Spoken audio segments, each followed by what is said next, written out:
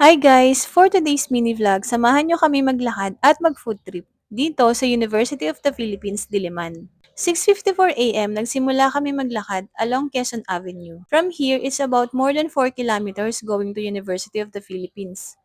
Wala naman kami goal sa umpisa kung ilang steps ang dapat ma-achieve. Basta makapaglakad ng minimum of 1 hour. After 50 minutes ay nakarating na nga kami sa University of the Philippines. Dito pa lang malapit sa entrance ay mapapawaw ka na kasi malawak at maliwalas na agad ang paligid. Ang pinaka nagustuhan ko ay yung may malaking sidewalk kung saan dito pa lang ay pwede ka na magsimula mag-jogging.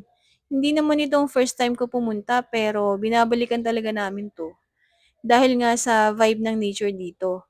At nakarating na nga kami sa may UP Oblation Statue, kung saan dito nagsisimula mag-jogging ang karamihan, paikot sa buong oval. Ang sukat pala ng oval dito is around 2.2 kilometers. Hindi na nga kami nag-jogging dahil napagod na kami maglakad. Pero nilakad pa din namin yung buong oval kahit medyo pagod na. Sayang naman ang punta kung tatambay ka lang, di ba?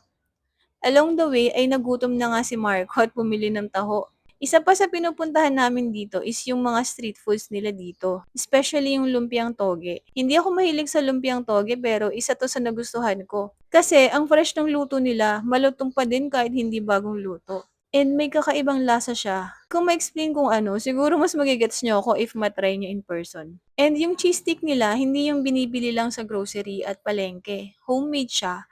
Makapal at totoong cheese yung nakalagay. Ang price ng lumpiang toge is 25 pesos isa. 35 pesos naman sa 7 pieces na cheese stick. Then, ayan, si Marco, kikiam naman ang in-order. At hindi pa nga kami na-solve at nag-ice cream pa. Pero syempre, saktong kain lang, wag sobra. Sarap din kasi mag-food trip after magpapawis. Pagtapos kumain ay naisip namin i-prank si Nomar. Nagtago kami ni Marco sa gilid kasi nauna na siya maglakad. After 2 hours ay napagod na nga kami at mainit na kaya nag-decide na umuwi. By the way, naka 7 kilometers and 10,000 plus steps pala kami in 2 hours. Not bad. And that's it for today's mini vlog. See ya!